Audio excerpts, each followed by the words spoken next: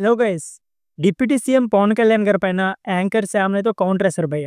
అయితే ఇంతకీ ఆ కౌంటర్ ఏంటి? అంతేకాకుండా శ్యామ్‌ల తను ఫేమస్ అవ్వడం కోసం పవన్ కళ్యాణ్ అనే బ్రాండ్‌ని ఉపయోగించుకుంటుందా? అసలు శ్యామ్‌లకి అలాగే పవన్ కళ్యాణ్ గారికి మధ్య ఉన్న సంబంధం ఏంటి? ఇలాంటి కంప్లీట్ డీటెయిల్స్ ఈ వీడియోలో చాలా అంటే చాలా క్లియర్‌గా మాట్లాడుకుందాం. దానికంటే ముందు మీలో పవన్ కళ్యాణ్ ఫ్యాన్స్ ఉంటే మాత్రం కామెంట్ బాక్స్‌లో డిప్యూటీ సీఎం అని కామెంట్ చేయండి భయ్య. ఇక లేట్ చేయకుండా వీడియోని స్టార్ట్ చేద్దాం.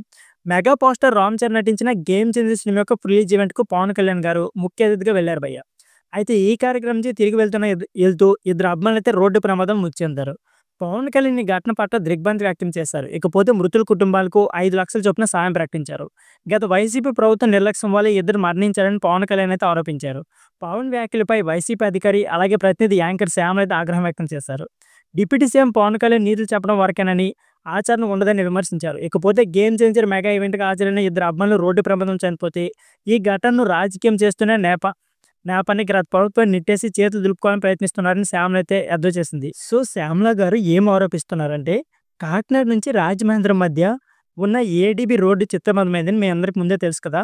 మరి ఎందుకు ఈవెంట్ కోసం పర్మిషన్ ఇచ్చారు? సీజ్ ద రోడ్ అనాలి కదా! అంటూ ఆమె అయితే పవన్ కళ్యాణ్‌పై కౌంటర్ ఇచ్చారు.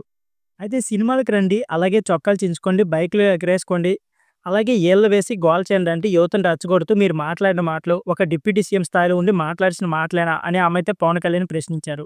మీ కారణంగా ఇద్దరు వ్యక్తులైతే ప్రాణాలు కోల్పోతే కనీసం వెళ్లి పరామర్శించారా?